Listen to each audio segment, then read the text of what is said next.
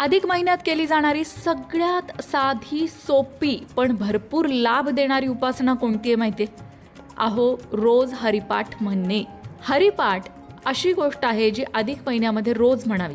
पण नक्की अधिक महिन्यामध्ये हरिपाठ का म्हणावा आणि अधिक महिन्यात हरिपाठ म्हणण्याने नक्की काय लाभ होतो, हेच आपण आजच्या व्हिडिओत जाणून घेणार आहोत.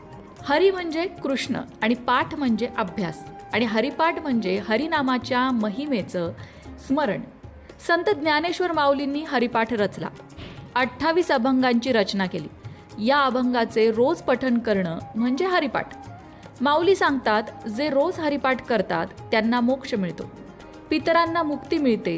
हे गूढ ज्ञान गुरु निवृत्तीनाथ यांनी मला सांगितले आणि म्हणून हरिपाठाची रचना केली आहे, असं ज्ञानेश्वर माऊली म्हणतात. मुळातच अधिक महिना हा भगवान श्रीहरी विष्णू अर्थात पांडुरंगाला समर्पित आहे असं आपण म्हणू शकतो. त्यामुळे या पूर्ण अधिक महिन्यामध्ये भगवान श्रीहरी विष्णूंना प्रसन्न करणारी अनेक स्तोत्र मंत्र म्हणायला सांगितले जातात. पण त्या सगळ्यामध्ये हरिपाठ सगळ्यात सोपा आहे. म्हणायला सोपा, समजायला सोपा आणि मन लावून म्हटल्यानंतर मनाची होणारी शुद्धीसुद्धा एक वेगळाच अनुभव देते. अधिक महिन्यामध्ये कोणतीही उपासना 10 पट अधिक फळ देते आणि त्यात अधिक महिन्यामध्ये हरिपाठ म्हणणं हे खरोखरच भरपूर लाभ देणारं, पुण्य देणारं, मनाची शुद्धी करणारं, अंतःकरणाची शुद्धी करणारी अशी उपासना ठरते. पण हरिपाठ एवढा का महत्त्वाचा आहे? तर त्याचं कारण असं आहे की देवाची या द्वारी या पहिल्या अभंगापासून ते विष्णुविन जप व्यर्थ त्याचे ज्ञान या 9व्या अभंगापर्यंत 14 वेळा हरीचा उच्चार होतो.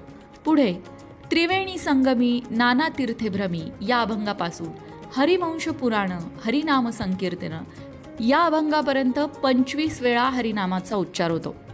वेदशास्त्रप्रमाण या अभंगापासून ज्ञानदेव प्रमाण या अभंगापर्यंत 16 वेळा हरिनामाचा उच्चार होतो. म्हणजेच एकूण 54 वेळा हरिनामाचा उच्चार होतो. तसंच दर अभंगानंतर हरिमुखे म्हणा हा गजर जेव्हा आपण करतो तेव्हा परत 54 वेळा हरिनामाचा उच्चार होतो. अशा प्रकारे माऊली आपल्याकडून नकळत 108 वेळा हरिनामाचा उच्चार करून घेतात. म्हणजे जे कोणी रोज हरिनाम घेतात, हरिपाठ म्हणतात, त्यांना एक जपमाळ ओढल्याचं पुण्य लाभतं. आणि अधिक महिन्यामध्ये हरिनाम घ्यायला, नामस्मरण करायला खूप महत्त्व आहे. मग एक हरिपाठ म्हटल्यानंतर सगळंच साधलं जाते नाही का? हरिपाठातील 28वा अभंग फलश्रुतीसारखा असल्याने वारकरी पहिले 27 अभंग म्हणतात. 27 अभंग झाले की नामसंकीर्तन साधन पै सोपे हा संत श्रेष्ठ तुकोबरायांचा अभंग म्हणतात. माऊलींनी जो 28वा अभंग लिहिला आहे त्यात म्हटलं आहे की जो कोणी आळंदीला इंद्रायणी काठी बसून नित्य